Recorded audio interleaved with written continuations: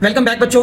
और इन short classes की वीडियोस की सीरीज में today we are going to start a new chapter from physics and that is Newton's laws of motion. Newton's laws of motion से हम physics का एक नया पार्ट स्टार्ट करते हैं जिसको हम बोलते हैं डायनामिक्स। अभी तक जो हम कर रहे थे मोशन इन स्ट्रेट लाइन और मोशन इन प्लेन वो था काइनेमेटिक्स, जिसमें हम पढ़ते हैं motion but without undergoing into the reasons behind motion. अभी जो हम स्टार्ट करने वाले हैं इसको हम बोलते हैं डायनामिक्स। और डायनामिक्स का मतलब होता है कि हमें मोशन की स्टडी करनी है with reasons behind the motion, कि मोशन क्यों हुआ या मोशन क्यों रुक गया, ये सब चीजें हमें फाइंड आउट करनी होंगी। मतलब we have to find out the answers for the question why. ठीक है, तो Newton's laws of motion basically ये वो लॉज ऑफ मोशन है जो न्यूटन ने दिए थे and these are 3 laws of motion. अगर हम ये 3 लॉज ऑफ मोशन ढंग से समझ लेते हैं तो लॉज ऑफ मोशन चैप्टर हमारा पक्का अच्छे से हो जाएगा।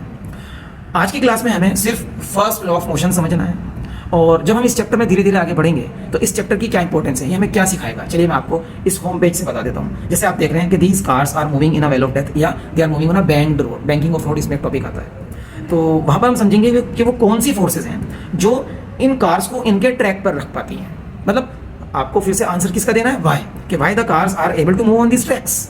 ठीक है, या how the cars are able to move on such tracks.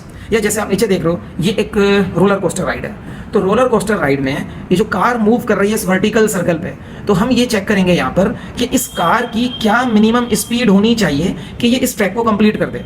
मतलब वो कौन सी स्पीड है जिससे ये कार इस ट्रैक पर सक्सेसफुली चली जाएगी। अगर वो स्पीड इसने मेंटेन नहीं करी तो ये कार यहाँ से गिर जाएगी और एक बड़ा एक्सीडेंट हो जाएगा। इन सब चीज़ों के आंसर्स हम इस चैप्टर में ढूंढेंगे। सो आज की क्लास हमारी रहेगी Newton's first law of motion को लेकर। लेकिन Newton's first law of motion करने से पहले हमें एक टॉपिक सीखना होगा, दैट इज इनर्शिया। अब ये इनर्शिया क्या है, व्हाट इज इनर्शिया। इनर्शिया आपने देखा होगा बुक्स में लिखा है इनर्शिया के बारे में, that inertia is the measure of mass. तो कह सकते हैं कि इनर्शिया वो चीज़ है जिससे हम मास को मेजर कर लेते हैं, या मास का मेजरमेंट ले सकते हैं, या मास का आइडिया ले सकते हैं। अब ऐसा क्यों बोलते हैं वो समझने से पहले ये चीज़ देखिए आप क्या लिखा है यहाँ पर बॉक्स में। Inertia is property of any object due to which it opposes change in its state of rest over state of motion. First thing to get from here is that कि हमारे पास दो तरह के स्टेट्स होते हैं, दो तरह के स्टेट्स होते हैं, स्टेट ऑफ रेस्ट या state of motion. Now what is inertia. Inertia किसी भी ऑब्जेक्ट की वो प्रॉपर्टी है जिसकी वजह से कोई भी ऑब्जेक्ट अपने अंदर अपने स्टेट के अंदर आने वाले चेंजेस को अपोज करेगा। कौन से स्टेट, या तो स्टेट ऑफ रेस्ट या स्टेट ऑफ मोशन। मींस अगर कोई ऑब्जेक्ट रेस्ट पर है तो जब आप कोशिश करोगे कि वो मोशन में आ जाए तो ये ऑब्जेक्ट उसको अपोज करेगा। किस प्रॉपर्टी की वजह से, क्योंकि उसके पास प्रॉपर्टी है इनर्शिया। और ऐसे ही अगर कोई ऑब्जेक्ट किसी पर्टिकुलर स्पीड के साथ मोशन में है और आप उसकी मोशन की स्पीड को चेंज करना चाहते हो, या वेलोसिटी को चेंज करना चाहते हो, या डायरेक्शन को चेंज करना चाहते हो, या उसे रेस्ट पर लाना चाहते हो, तो वो इस चेंज को भी अपोज करेगा and it is known as state of motion, जिसे आप चेंज करना चाहते हो। ठीक है, तो ये सब कुछ इनर्शिया की वजह से हो रहा है। अब किस ऑब्जेक्ट के पास ज्यादा इनर्शिया होगा और किस ऑब्जेक्ट के पास कम इनर्शिया होगा, इसका आइडिया हम एक एग्जाम्पल से लगा सकते हैं। Suppose we are having small car at rest. हमारे पास एक स्मॉल कार है रेस्ट पर और इसे मूव करना है बाय पुशिंग द कार। तो मे बी सिर्फ एक इंसान इस कार को अगर पुश करेगा तो the car will be able to move. ठीक है, लेकिन इनिशियली वो कार रेजिस्ट करती है ना चेंज को, फील होता है ना कि कार रेजिस्ट कर रही है चेंज को, मोशन में नहीं आने देना चाह रही है अपने आप को। तो what is this, this is inertia of rest of the car जो यहाँ पर काम कर रहा है। And at the same time if we are having a bus, हमारे पास एक बस है और इस बस को, ये बस भी रेस्ट पर है और इस बस को भी यही इंसान ऐसे पुश करके मोशन में लाना चाहता है। सो ही विल फील कि ये वाला टास्क ज्यादा डिफिकल्ट है। इट मींस इस बस ने ज्यादा अपोज करा है, एंड मे बी कि 2 लोग या 3 लोग इस बस को मूव करा पाए। इट मींस कि इस बस ने ज्यादा अपोज करा है। तो हम सीधा सीधा कह सकते हैं कि क्योंकि इस कार का मास कम है तो इसने कम अपोज किया अपने अंदर आने वाले चेंज को, एंड बिकॉज इस बस का मास ज्यादा होता है दैट इज वाई ये ज्यादा अपोज कर रहा है अपने अंदर आने वाले चेंज को। सो कम मास वाली चीजें कम इनर्शिया वाली प्रॉपर्टी रखती हैं और ज्यादा मास वाली चीजें ज्यादा इनर्शिया वाली प्रॉपर्टी अपने पास रखती हैं। दैट इज व्हाई वी से inertia is the measure of mass, कि इनर्शिया से हमें मास का आइडिया होता है। जो ऑब्जेक्ट लेस प्रॉपर्टी शो करता है इनर्शिया वाली, समझ जाइए कि उसका मास भी कम है, और जो ऑब्जेक्ट ज्यादा प्रॉपर्टी शो करता है इनर्शिया वाली, तो समझ जाओ कि उसका मास भी ज्यादा है। अब अगर आप आगे देखें तो इनर्शिया 2 तरीके के हो जाएंगे यहाँ से, inertia of rest and inertia of motion. बहुत सिंपल है, the property due to which a body opposes change in its state of rest. वो प्रॉपर्टी जिसकी वजह से कोई भी ऑब्जेक्ट अगर रेस्ट पर है और आप चाहते हो कि वो मोशन में आ जाए, इस चेंज को कर रहा है, इस चेंज को अपोज कर रहा है, इस चेंज को अपोज कर रहा है, तो इसको बोलेंगे इनर्शिया ऑफ रेस्ट। एंड ऐसे ही the property due to which any object opposes change in its state of motion, कोई ऑब्जेक्ट एक पर्टिकुलर वेलोसिटी से मोशन में है, आप चाहते हो कि उसकी वेलोसिटी चेंज करा दें, तो वो इसको भी अपोज करता है, and this property is known as inertia of motion. This property is known as inertia of motion. Suppose there is a car coming towards you and आप चाहते हो कि मैं इसको रोक दूं standing in front of it, ठीक है, तो the car will oppose the change in its state of motion. इस प्रॉपर्टी को क्या बोलेंगे? This property is known as inertia of motion, ठीक है. एंड ऐसे ही अगर कोई बड़ा सा ट्रक आ रहा है and you are standing in front of it and you are willing to change its state of motion, तो शायद अब स्टेट ऑफ मोशन इसका तो चेंज ना हो, लेकिन इस बंदे का जरूर स्टेट चेंज हो जाएगा यहाँ पर, ठीक है ना. Because why is it so? Because this truck has a lot of inertia of motion. ये अपने अंदर आने वाले चेंज को बहुत ज्यादा स्ट्रांगली अपोज करेगा, ठीक है. शायद ये इससे नहीं रुक पाएगा, ओके. तो इसको बोलते हैं इनर्शिया ऑफ मोशन. तो जिन ऑब्जेक्ट्स के पास ज्यादा मास है उनके पास ज्यादा इनर्शिया होता है. ये चीज यहाँ पर समझिए आप लोग, ओके. तो पूरा ये जो फर्स्ट लॉ ऑफ मोशन है पूरा थियोरेटिकल कॉन्सेप्ट है. यहाँ आज कुछ मैथमेटिकल नहीं होने वाला है. अगर आप वेट कर रहे हैं कि कुछ मैथमेटिकल होगा, तो आज कुछ भी मैथमेटिकल नहीं होने वाला है इस क्लास में, ओके. अभी आगे देखिए इसको. इनर्शिया ऑफ रेस्ट से हम एक चीज बोल सकते हैं, and that is law of inertia. जो अभी अभी आपने इनर्शिया ऑफ रेस्ट सीखा है, उससे हम एक चीज बोल सकते हैं, that is law of inertia of rest. What is this law? अभी तक जो भी हमने पढ़ा है, इससे एक चीज समझ में आ चुकी है कि अगर कोई ऑब्जेक्ट रेस्ट पर है तो वो रेस्ट पर रहना पसंद करेगा. कब तक? जब तक आप उस पर कोई एक्सटर्नल फोर्स, कोई बाहर से फोर्स ना लगा दो, सो दैट वो मोशन में आ जाए, ठीक है. बस यही law of inertia of rest है. An object at rest remains at rest until and unless an external force is applied on it. Suppose there is a ball placed at rest on a horizontal surface. Rest पर है, rest पर ही रहेगी, आप शाम तक देखते रहो. लेकिन अगर आप चाहते हो कि ये बॉल मूव करे, तो आपको एक फोर्स लगानी पड़ेगी. आपको एक फोर्स लगानी पड़ेगी, एक्सटर्नल फोर्स, बॉल से बाहर से जाकर फोर्स लगानी होगी, तभी ये मूव करेगा, अदरवाइज ये मूव नहीं करेगा, ठीक है. तो आप कह सकते हैं force is needed to bring motion into any object which is at rest.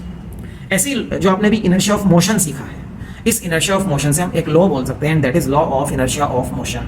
वो क्या बोल रहा है? वो बोलता है an object in motion remains in motion, बल्कि हम बोलेंगे remains in same state of motion. This is very important. Remains in same state of motion. ये क्या है? सेम स्टेट ऑफ मोशन का मतलब है कि वो ऑब्जेक्ट जिस वेलोसिटी से जा रहा है, वो उसी वेलोसिटी से चलता रहना पसंद करेगा. कब तक? जब तक कि आप उसके ऊपर कोई एक्सटर्नल फोर्स ना लगा दो, बाहर से फोर्स ना लगा दो to change its velocity. Now velocity being a vector quantity, तो उसके अंदर दोनों चीज काउंट हो जाती हैं, मैग्नीट्यूड भी और डायरेक्शन भी. तो अगर आपको डायरेक्शन भी चेंज करना है किसी ऑब्जेक्ट का, तो भी आपको क्या चाहिए? फोर्स. कहाँ से? एक्सटर्नल फोर्स, बाहर से फोर्स चाहिए. और अगर आपको उसकी स्पीड भी चेंज करनी है, तो भी आपको क्या चाहिए? फोर्स चाहिए, एक्सटर्नल फोर्स चाहिए. और स्पीड को चेंज करके ऑब्जेक्ट को रेस्ट पर ले आना है, तब भी we need a force, an external force to do this task. तो यही बोलता है law of inertia of motion कि an object in motion remains in same state of motion. ये इंपॉर्टेंट है. remains in same state of motion until and unless we apply an external force on it. Suppose ये मेरे पास कोई object है, ये इधर जा रहा है वेलोसिटी 5 मीटर पर सेकंड से, and I want to bring it to rest.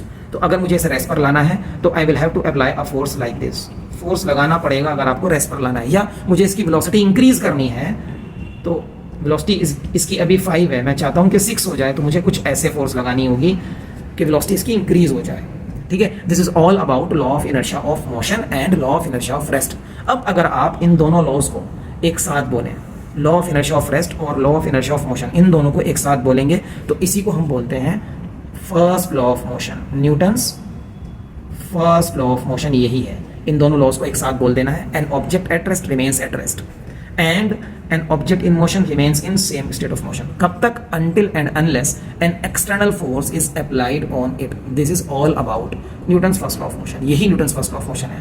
तो Newton's first law of motion से जो important चीज़ हमें मिली है, that is the concept of force.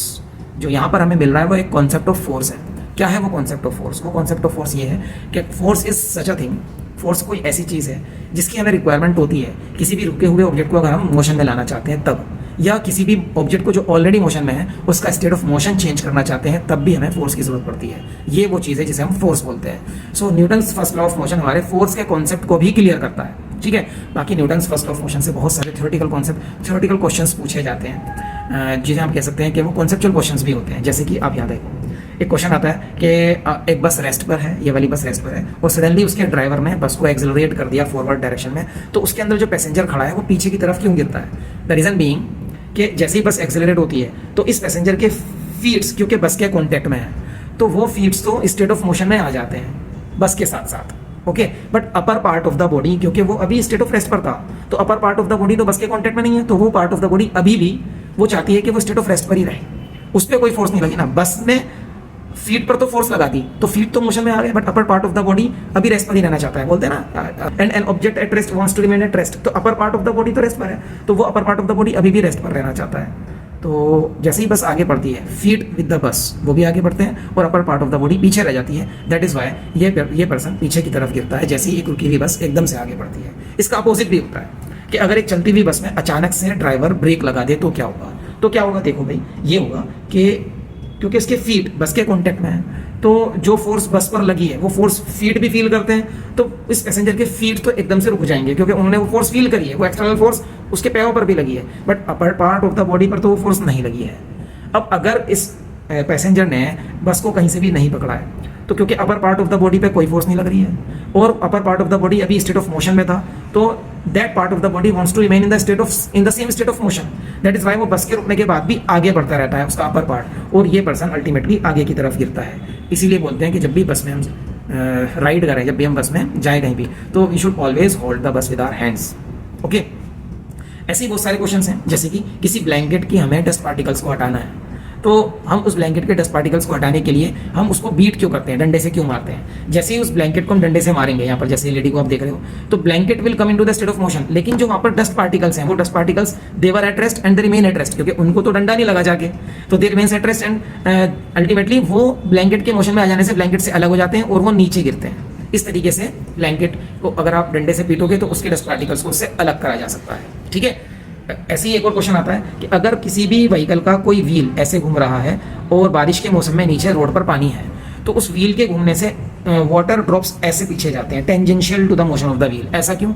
इसको हम इनर्शिया ऑफ मोशन या इनर्शिया ऑफ डायरेक्शन भी एक चीज़ होती है, वहाँ से बता सकते हैं। देखो, जैसे ही जो पानी व्हील के कॉन्टैक्ट में था, तो क्योंकि व्हील की वेलोसिटी यहाँ पर ऐसे है, तो ये वाटर के जो ड्रॉप्स हैं वो भी उसी स्टेट ऑफ मोशन में आ गए हैं। लेकिन जैसे ही ये वाटर के ड्रॉप्स व्हील को छोड़ते हैं यहाँ से, whenever they get rid of the surface of the wheel, तो they will fly off tangentially, क्योंकि वेलोसिटी का डायरेक्शन तो ये है ना, they will fly off tangentially, तो वे इस डायरेक्शन में जाएंगे और अल्टीमेटली जो भी पीछे इंसान है उसके मुंह तक और उसके कपड़ों तक वो छीटे जाती है। ठीक है ना, तो again it is explained using inertia of motion, क्योंकि वाटर ड्रॉप्स के पास मोशन आ गया है, तो अगर उन्होंने व्हील के सरफेस को छोड़ भी दिया है, they want to remain in the same state of motion, तो वो उसी वेलोसिटी से उसी डायरेक्शन में आगे बढ़ते रहते हैं और अल्टीमेटली अगर कोई पीछे होता है तो उसके ऊपर तक जाते हैं।